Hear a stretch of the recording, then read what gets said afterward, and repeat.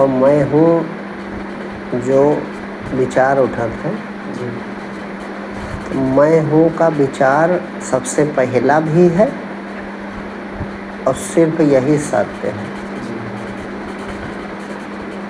और अगर ये अपने को देखे अकेला, मतलब अपने आप को देखे, तो सारा भ्रम मिट जाए। सारा भ्रम मिट जाए कि भगवान कहाँ हैं और कैसे मिलते हैं, जगत काहे बना है और हम मरेंगे तो कहाँ जाएंगे, ये सारे संशय मिट जाएंगे। क्योंकि तुम ही परम सत्य हो। जो मैं कर रहा ये परम सत्य है, यही परमात्मा से उठ रहा है और ठोस है। ठोस मतलब जिसमें किसी दूसरा प्रवेश नहीं है। ठोस रूप से परमात्मा है, दूसरी चीज नहीं है। लेकिन वो इतना अधिक सूक्ष्म है कि किसी इंद्रिय द्वारा या बुद्धि द्वारा नहीं जाना जा सकता। और इंद्रिय बुद्धि द्वारा जो इस समय दिखाई पड़ रहा है ये स्वप्न है। ये जो चल रहा है ये स्वप्न है, बस अंतर है ये दृढ़ स्वप्न है। तो दृढ़ स्वप्न से जीव जागा नहीं है कभी, मनुष्य कोई नहीं जागा। तो जब जागा नहीं है इसीलिए इसको झूठ है ये जानता नहीं कोई, न जानता है और न मानता है। तो जब झूठ जानते नहीं है तो इसी को संभालने का और इसी में स्वस्थ रहने का प्रयास आदमी करता रहता है। इसी में स्वस्थ रहें, सुरक्षित रहें, यथा शक्य जब तक है अधिक से अधिक जीवित रहें इसी में। क्यों? क्योंकि वास्तविक सत्य वो जानता नहीं है। अब सत्य न जानने के कारण अपनी इच्छाओं पर भी धूल डालता है। मौलिक इच्छा पर। मौलिक कौन सी इच्छाएं हैं? मौलिक इच्छा है ये कि हम न मरें। ये मौलिक इच्छा नहीं है, इच्छा का शब्द गलत है, ये मौलिक प्यास है। जैसे इच्छा होती है विचार से, इच्छा इतने लोग बैठे सबकी अलग अलग है। किसी कुछ चाहिए, किसी कुछ चाहिए, किसी कुछ चाहिए, लेकिन प्यास सबकी एक जैसी होती है, भूख एक जैसी होती है। तो ये हम कभी ना मरें ये प्यास है, तो ये सब में मिलेगी। हाँ, चाहे जिस देश में रहता हो। ये नहीं कि भारत वाले चाहते हैं अमेरिका वाले नहीं चाहते, पाकिस्तान और इंग्लैंड वाले नहीं चाहते, ये नहीं है। चाहे जिस देश में रहता हो, चाहे जिस जाति धर्म में पैदा हुआ हो, लेकिन हर मनुष्य में ये रहता है कि मैं कभी मरूँ ना, मेरी कभी मृत्यु ना हो। क्यों? क्योंकि वो मनुष्य बाद में है, पहले वो जीव है और जीव की मौलिक प्यास एक जैसी सबकी है। हाँ, और ये कारण का है, ये सदा ही जीवित रहेगा, कभी मरेगा नहीं। कभी भी जीव की मृत्यु नहीं हो सकती। शरीर के बदल जाने से जीव नहीं मरता, लेकिन संसार में ये कोई नहीं मानता। तो अपनी इस मौलिक प्यास पर आदमी धूल डाल देता है कि अरे ये तो संभव नहीं, मरना तो एक दिन है ही है। अब एक दिन मरना है तो अधिक से अधिक जब तक हैं तो जीवित रहें और सुखी रहें, है ना। लेकिन सच्चाई ये नहीं है। सच्चाई ये है कि जीव की कभी मृत्यु नहीं होती और वो शरीर नहीं है। इस समय जो ये मैं कर रहा है, मैं बैठा सत्संग बोल रहा हूँ, आप सुन रहे हो, तो ये दोनों के हृदय में जो मैं उठ रहा ये जीव है। और अपने को जान जाए तो ये ब्रह्म है, परमात्मा है। नहीं जानता इसीलिए इसका नाम जीव पड़ा है। जब अपने देह माने, देह में जीवित माने, तो इसका नाम जीव। और अपने को देख ले तो इसी का नाम परमात्मा, ब्रह्म हो जाए। केवल अपने देख ले जाए बस, इतने से ब्रह्म हो जाएगा। और तब ब्रह्म वाले जितने लक्षण हैं सब इसमें लागू हो जाएंगे। न ये कभी मरता है, न कभी जन्मता है, न कभी बूढ़ा होता है, न कभी जवान होता है, न घटता बढ़ता है, न इसमें कोई विकार है, न इसमें कोई रोग है। ये अजर अमर अविनाशी सच्चिदानंद है। यही मेरा मैं, सबका मैं। मैं से अहंकार से नहीं मतलब है, मैं जो कह रहा है, मैं जो कह रहा है, और नहीं तो वही विचारों का जो समूह है, मन चित्त बुद्धि अहंकार अंतःकरण, ये शरीर बदलता रहता। ये शरीर जो है, और जब शरीर बदलता है तो इसकी मान्यताएं और अवस्था बदल जाती, लेकिन ये मरता नहीं है। अब कोई इस ज्ञान पे श्रद्धा करे कि मैं ही अंतिम सत्य हूँ, मैं ही, लिखा भी है, ईश्वर अंश जीव अविनाशी चेतन अमल सहज सुख राशि। ये सहज सुख राशि है। सहज सुख राशि माने करना ना पड़े। सहज वही चीज़ है जिसके लिए करना ना पड़े। जैसे धरती सहज है, हर जगह मिल जाती है, हवा सहज है, हर जगह मिलती है, पानी सहज है, कुछ कम है तो थोड़ा कम मिलता है। इसी तरह परमात्मा सबसे सहज है, वो सबसे पहले है, तब धरती हवा आकाश पानी, इसलिए परमात्मा सबसे सहज है। तो सबको हमेशा प्राप्त है, सब परमात्मा ही है, दूसरी कोई चीज़ नहीं है। लेकिन सब मायाकृत अपने रूप में फंसे हैं। मायाकृत रूप ये शरीर वाला है, शरीर और संसार वाला रूप मायाकृत है, ये स्वप्न है, और इसे ही सत्य मानकर हर आदमी फंसा हुआ है। और वो ये नहीं जानता कि हम फंसे, वो जानता हम यही हैं। हजार बार हम उदाहरण देके कहे हैं कि जैसे स्वप्न में भी बिल्कुल इसी जागृत की तरह तुम मैं हूँ ये करते हैं। मैं जा रहा हूँ, मैं बैठा हूँ, मैं भूखा हूँ, मैं प्यासा हूँ, माने बिल्कुल यही इस दुनिया की तरह वह भी दुनिया होती है, और उसमें जो मैं करता है वो तुम ही हो। अब दोनों चीज़ों में एक चीज़ कामन है, माने दोनों जगह जो मैं यहाँ है यही मैं वहाँ था। तो बिल्कुल झूठ तुम उसे नहीं कह सकते भाई, कह दो स्वप्न बिल्कुल झूठ, बात सही है, लेकिन तुम फिर वहाँ रोने क्यों लगे, हंसने क्यों लगे, खुश क्यों हुए, नाराज क्यों हुए, दुखी क्यों, यानी तुम भ्रमित हो। और जब उस शरीर को मैं कर रहे थे तो ये शरीर भूल गए कि नहीं भूल गए? ये शरीर था, ये धरती थी, ये हवा थी, ये भोजन था, कुछ नहीं था, दूसरा बिल्कुल झूठा था, लेकिन बिल्कुल झूठा तुमसे सत्य हो रहा था। और इस समय जब तुम इस शरीर और दुनिया को मैं कर रहे हो तो वो गायब हो गया। संतों ने इसके पार जाकर देखा, एक अपना स्वरूप है जो सच्चिदानंद है, निराकार है, चैतन्य है, ज्ञान स्वरूप है। जब उसमें ये मैं पहुंच जाता, ये मैं वहाँ भी जा सकता। जब वहाँ मैं करने लगे तब मैं करना नहीं बचा, एक ही बचा। और सबसे बड़ी बात यह हुई कि ये शरीर और ये दुनिया का मिथ्यापन सिद्ध हो गया।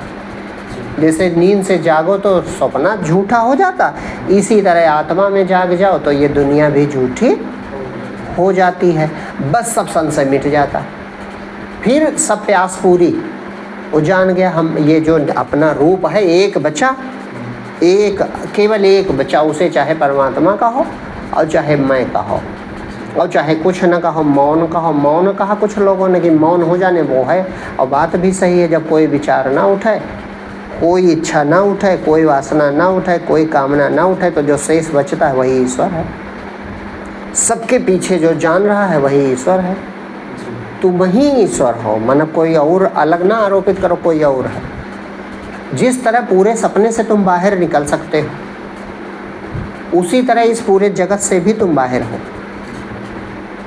पूरे सपने में जब बाहर नहीं निकले थे उस समय ये नहीं जानते थे कि हम इसके बाहर हैं। जैसे स्वप्न चल रहा है और उस सपने में ही कोई ज्ञान देने लगे कि ये झूठ तुम फंसे हो, जागो, तो उस समय थोड़े कोई जान सकता कि हम इसके बाहर हैं। और जब नींद खुलती है तो जान जाता कि अरे हम तो इसके बाहर थे, ये हमें कल्पित था।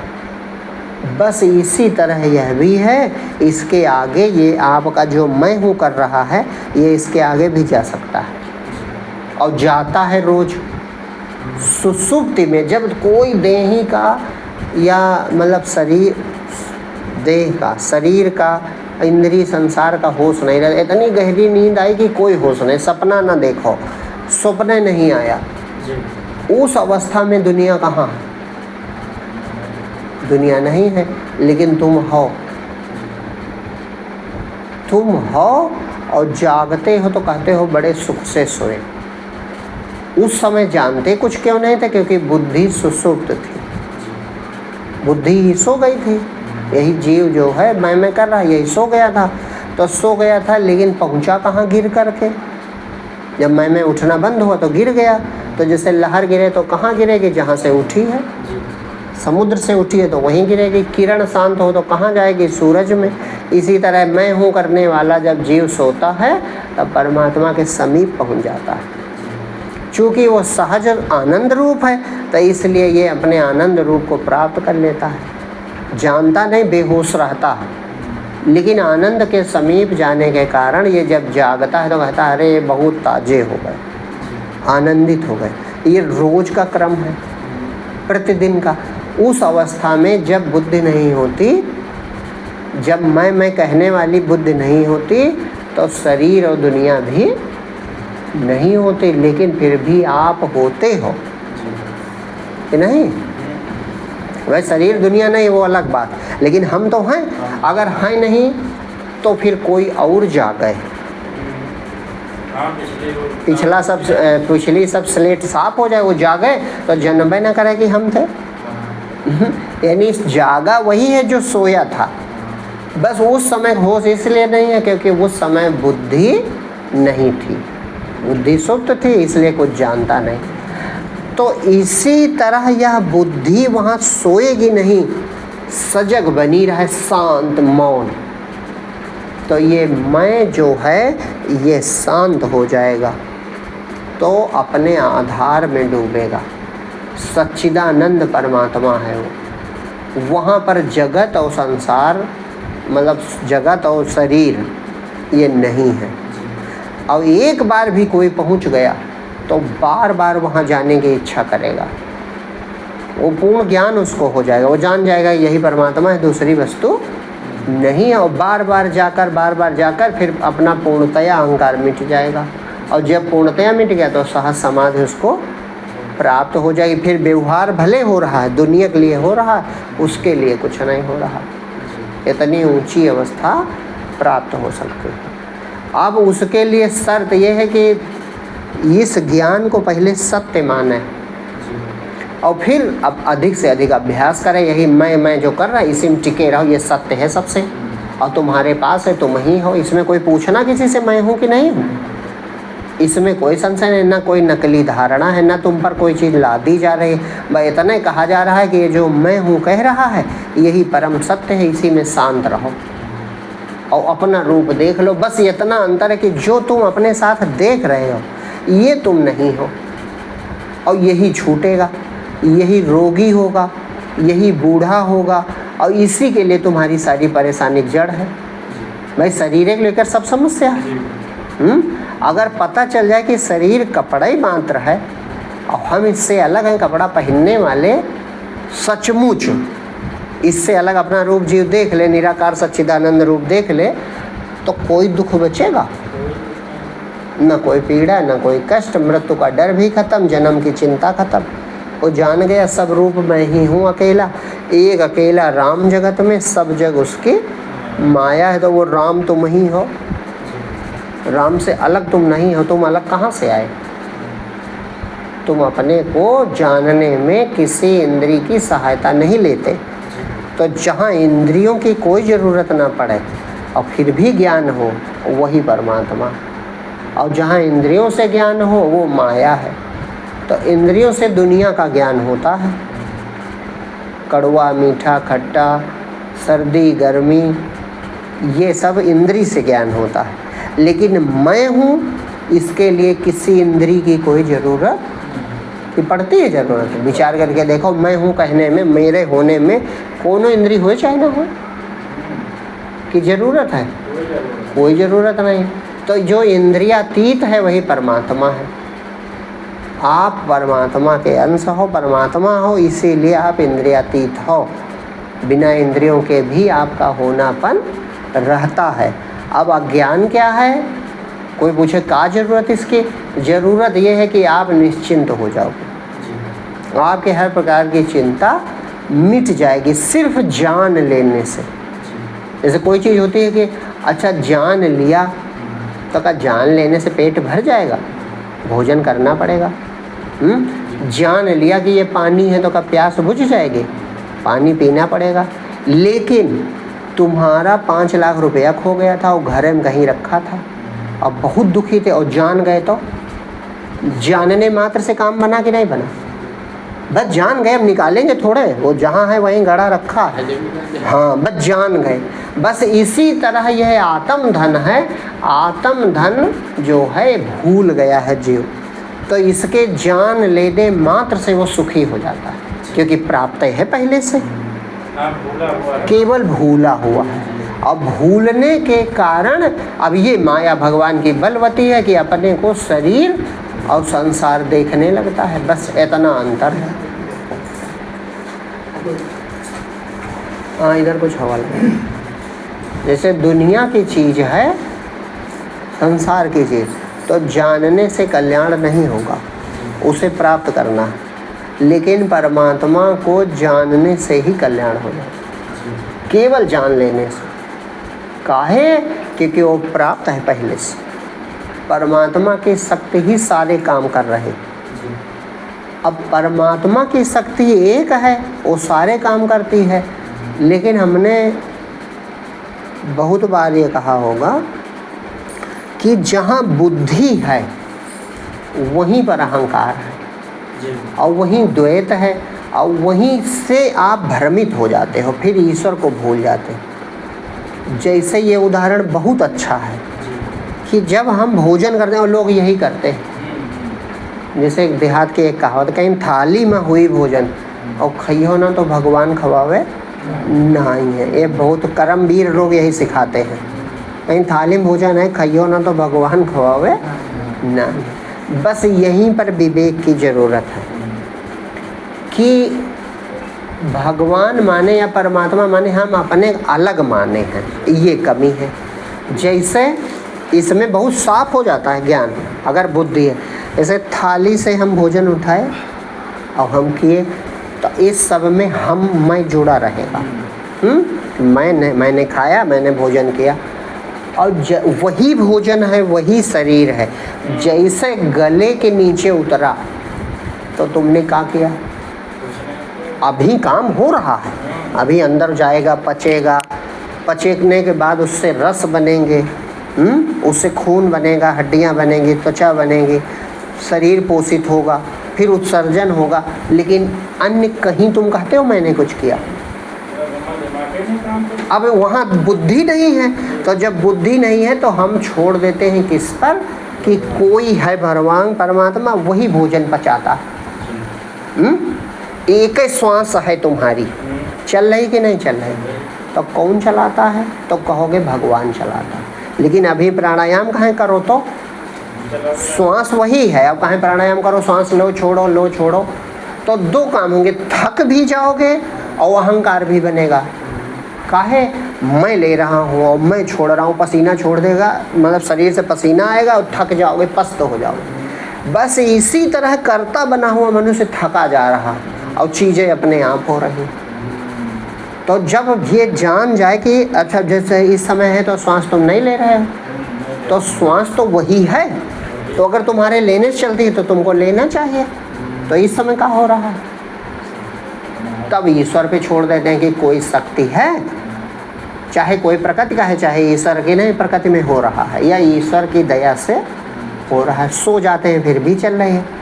तो जब ये चीज़ें भगवान कर रहा है, भोजन भगवान पचा रहा है, श्वास भगवान चला रहा है, खून शरीर में भगवान दौड़ा रहा है, शरीर को जवान बूढ़ा भगवान कर रहा है, तो जो चीज़ें हम पकड़े हैं वे भी केवल बुद्धि के कारण हम करते हैं।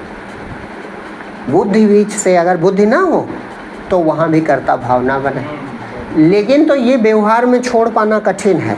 लेकिन अगर कोई अपने को देख ले, ये जो मैं करने वाली शक्ति है, जो सब शरीरों में मैं कर रहा है, इसे देख ले जाए एक बार, तो उसके जीवन भर का अहंकार, अलग वाला अहंकार मैं करता हूँ, ये मिट जाएगा। वो जान जाएगा एक शक्ति है, वही सब कुछ कर रही है, या उसकी उपस्थिति मात्र से सब कुछ हो रहा, वो कर कुछ नहीं रहे, प्रकृति कर रहे, उसकी उपस्थिति से ही सब कुछ हो रहा है। तो सबसे बड़ी बात क्या होगी, सबसे बड़ी बात होगी जो आश्चर्यजनक कि मृत्यु का डर छूट जाएगा। हम मर जाएंगे यह डर खत्म हो जाएगा, बल्कि ये जान जाओगे, वो आँख खुलेगी, देख लोगे कि हम ही भरे हैं सब जगह, केवल हम हैं, हम कभी ना पैदा हुए ना कभी हम मरेंगे, हम में ये प्रकृति बन रही है, बिगड़ रही है। अब हम कहने से आप डर जाते हो, हम अलग नहीं हैं, एक है परमात्मा है। तो परमात्मा का जैसे लिखा है ईश्वर अंश, जीव अविनाशी, चेतन अमल, सहज सुख राशि। तो जीव हम हैं, तो अंश कोई चीज अलग नहीं होती। जैसे पृथ्वी का अंश पृथ्वी ही है, पृथ्वी का अंश है बुढ़वल, बाराबंकी पृथ्वी का अंश है, तो क्या बाराबंकी पृथ्वी से अलग है? न पृथ्वी कम पड़ेगी और न उसके मिल जाने से बढ़ेगी। बाराबंकी पृथ्वी में शामिल हो जाएगा तब पृथ्वी 1 ग्राम बढ़ेगी नहीं, और वो अलग बना रहा है, हम बाराबंकी हैं तो 1 ग्राम घटेगी नहीं। पृथ्वी जानती है हम ही हैं, बस पृथ्वी से बाराबंकी को कौन अलग कर रहा है? नाम रूप, नाम और रूप, और दोनों झूठे हैं। रूप जो है वो ये इधर फैजाबाद इधर लखनऊ, ये जो गोलाई है ये भी कल्पित है, कहीं रेखा खींचिएगा कि काट के पीस अलग कर दिया गया। तो रूप भी कल्पना है, और नाम बाराबंकी रखा ये भी कल्पना है। और ये दो चीज़ें इतनी भूमि को, इतनी धरती को धरती से अलग, उसमें अहंकार हो तो जड़ उदाहरण है समझाने के लिए, अगर उसमें अहंकार हो मैं बाराबंकी हूँ तो वो फिर बाराबंकी ही रहेगा। वो कहेगा रे हम कैसे धरती हैं, धरती पर 7 बड़े महाद्वीप हैं और हमारे ऊपर गाँव है, एक को महाद्वीप में, तो काहे कह रहा है? वो रूप के बंधन में कह रहा है, रूप अपना अलग कर रहा है व्यवहार काल में, तो व्यवहार में कह रहा है का सचमुच में अलग है, कल्पित रूप पकड़े हैं तो व्यवहार के लिए ठीक है, लेकिन का जो तत्व है मिट्टी धरती का वो भी टुकड़े में है। तो न बाराबंकी, न लखनऊ, न भारत, न एशिया, न कुछ नहीं, अखंड धरती है। और हमेशा शुरू में धरती थी, जब कोई नाम ना पड़ा हो, मान लो आदि मानव थे तब भी धरती थी, और फिर अभी महाप्रलय आ जाए सब डूब जाए कोई ना बचे फिर भी धरती रहेगी, और ये नाम रूप बीच में बने हैं मिट जाएंगे। बस इसी तरह एक चैतन्य परमात्मा भरा हुआ है, और जहाँ जहाँ नाम रूप है वहाँ मैं कर रहा है। अब ये मैं को यही समझाया जाता कि तुम्हारा दुख जो मिटाना चाहते हो तो अपने को देख लो, इसी का नाम भक्ति है। भक्ति का मतलब कि भगवान तुम हो, हम नहीं हैं। भक्ति का मतलब क्या हुआ? जैसे भक्ति में एक ही चीज़ सिखाई जाती है, भगवान के सामने जाओ, सिर झुकाओ, अपनी चीज़ें भगवान को अर्पित कर दो, और फिर उन्हीं से प्रसाद पाकर ग्रहण करो। तो ये क्या है समझाने का तरीका कि जो चीज़ें तुम अपनी मान बैठे, चाहे धरती, चाहे ज़मीन जायदाद, चाहे शरीर, चाहे मित्र, चाहे परिवार, चाहे रुपया, ये जो कुछ अपना मान बैठे हो, ये सब एक परमात्मा का है, उसको सौंप दीजिए कि ये, अरे शरीर सौंप दो सब हो गया। शरीर से मतलब तन मन जीवन यही सौंप दो कि ये प्रभु तुम ही हो, बस समर्पण हो गया, भक्ति हो गई। और फिर का छोड़ के वहीं चले तो आओगे नहीं। तब भगवान का दिया हुआ है, ये हम नहीं, ये हमारा नहीं है, भक्ति हो गई। अब जो लोग प्रसाद खाते हैं वे सुखी रहते हैं, और जो खाते हैं जो अपना बनाया खाते हैं अपने बल पर, तो वो दुखी रहते हैं। तब प्रसाद कब बन जाता है? जब हम भगवान को कोई चीज़ अर्पित कर देते हैं तब प्रसाद बन गया। तो जीवन अर्पित कर दीजिए, अपना जीवन, अपनापन, अपनी चीज़ें भगवान को अर्पित कर दी। अब का भगवान को चाहिए, ईश्वर तो जानते हैं हम ही हैं, धरती तो जानते हैं कि बाराबंकी और लखनऊ सब हम हैं। इसी तरह परमात्मा पहले से जानता है कि हम ही हैं, ये है नहीं।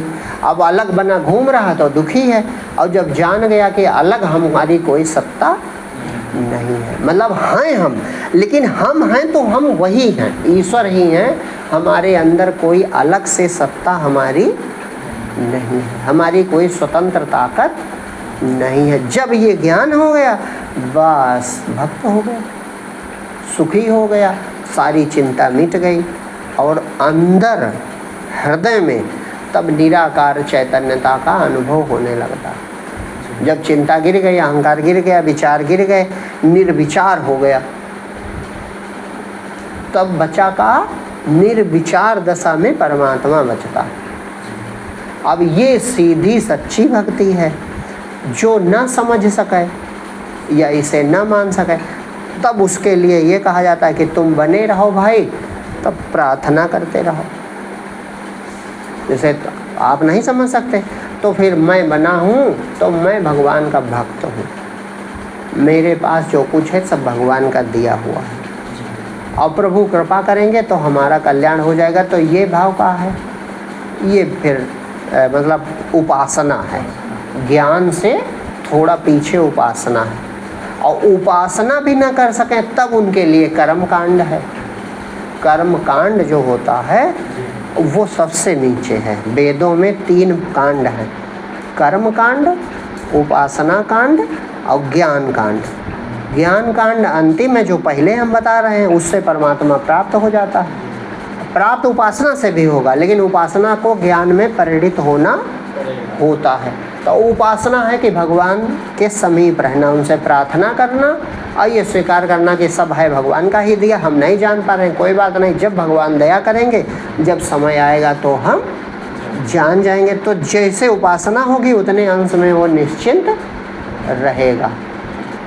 और कर्म कांड उसके भी पीछे है, क्योंकि उसमें जड़ता साथ लेनी होती है, उसमें भी समर्पण है, ऐसा नहीं है बिना समर्पण के, क्योंकि वहाँ भी भगवान निष्काम कर्म की बात करते हैं। जैसे कर्म भी कोई करे, जैसे कोई मान लो कोई अनुष्ठान जब कर रहा और बदले में कोई इच्छा है, तो फिर वो भक्त नहीं है। भक्त कहने भक्त कहा जाएगा, लेकिन वो भगवत प्राप्ति लिए कर ही नहीं रहा।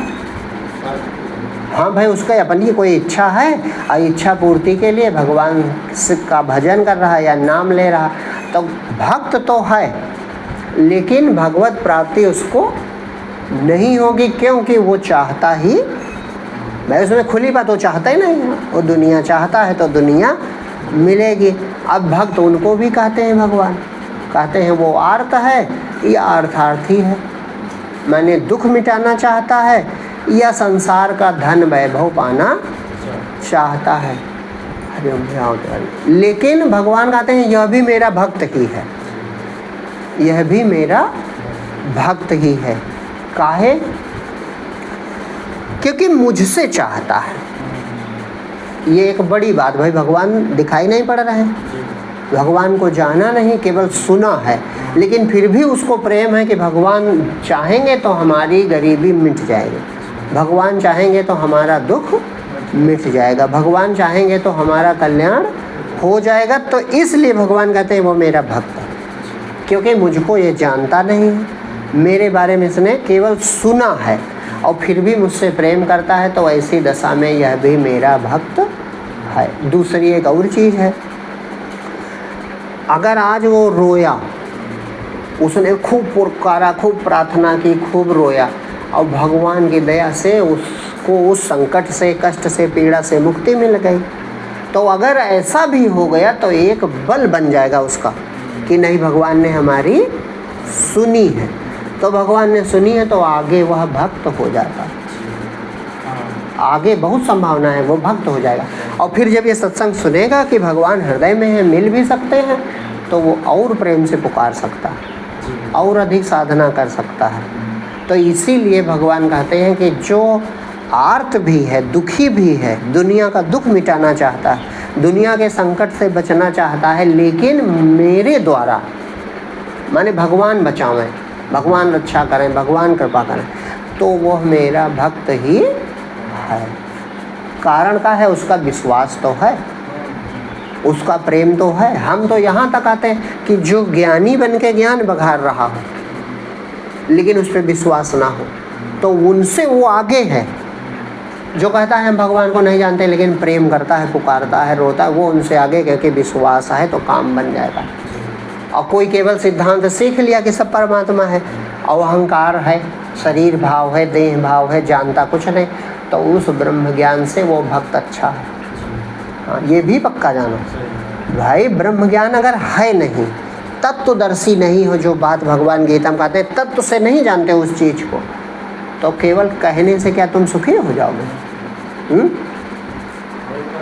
उसी को तुलसीदास जी ने लिखा, ब्रह्म ज्ञान बिनु नारी नर करहि न दूसर बात, और कौड़ी लाग करें ते घोर विप्र गुरु घात। ब्रह्म ज्ञान से नीचे बात नहीं करते, बहुत ऊंची उड़ान, और 2 रुपए के लिए कहो किसी को मार डालें, तो कौन सा ज्ञान? भाई ज्ञान तो कह रहा जगत ही नहीं है।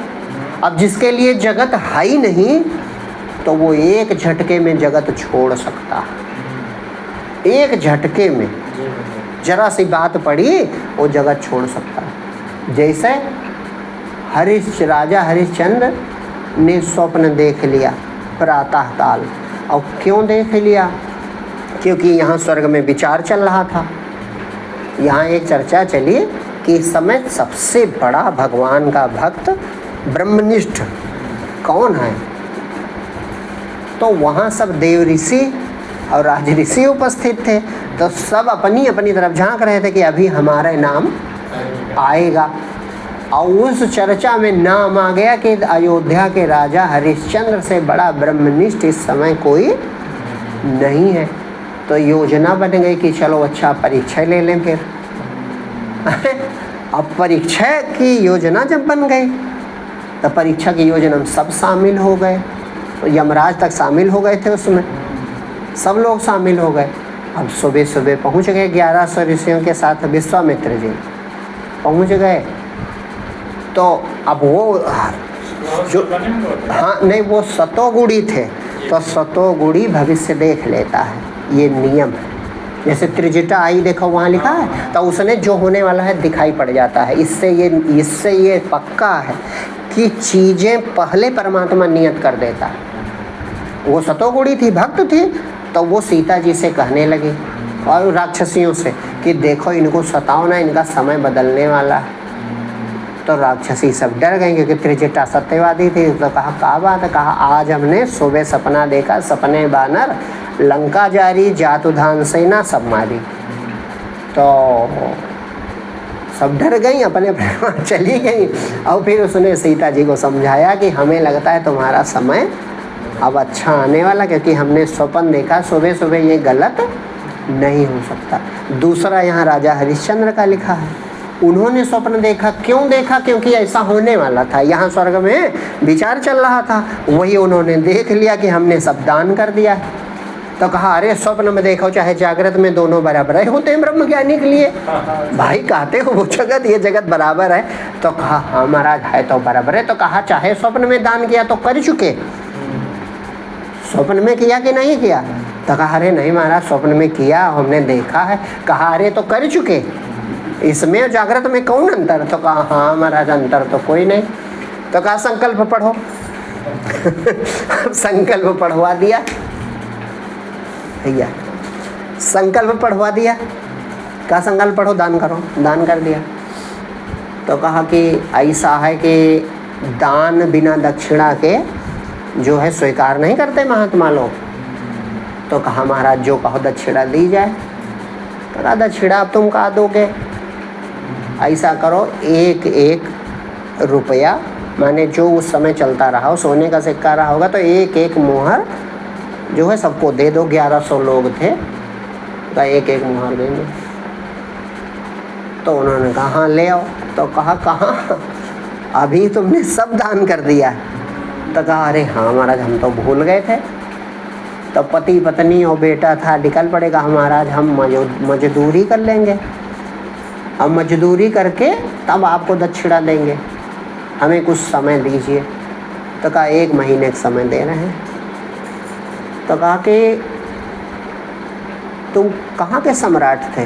तो कहा महाराज हम चक्रवर्ती सम्राट थे। तो कहा चक्रवर्ती माने धरती तो नहीं बची जहाँ तुम मजदूरी कर सको, कि तुमने दान कर दिया। अब कहा हमारे राज्य का धंधा मुझको दोगे? तो कहा हाँ महाराज अब तो फिर कहाँ से धन लाएंगे, अब मजदूरी ही एक रास्ता है। तब सोचा जिए भर का इनका अवसर दो। तो कहा काशी तुम्हारे शासन काल में नहीं होते, क्योंकि वो भगवान शिव की नगरी है, तो चाहे जितना बड़ा चक्रवर्ती सम्राट हो, काशी पर उसका शासन नहीं माना जाता। तो काशी में जाओ मजदूरी करने। अब काशी पहुँचे तो गए, अब हरिश्चंद्र को कौन मजदूरी पर रख ले। तो साधारण वस्त्र पहने बेचारे पति पत्नी बेटा, लेकिन कोई ना मिला।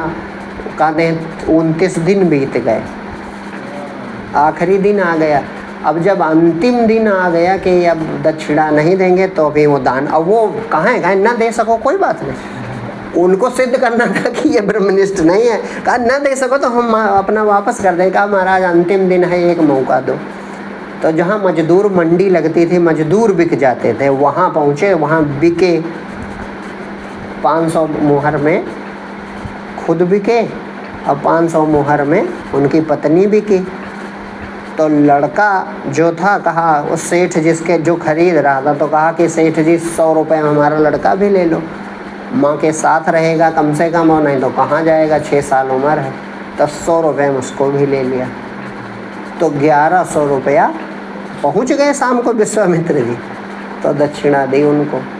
उसके बाद कथा लिखी है, आगे पूरी परीक्षा हुई। तो ये कथा क्या कह रही है, केवल ये कह रहे कि उस ब्रह्म ज्ञानी के लिए जगत खिलवाड़ होता, नहीं तो कोई नहीं कर सकता।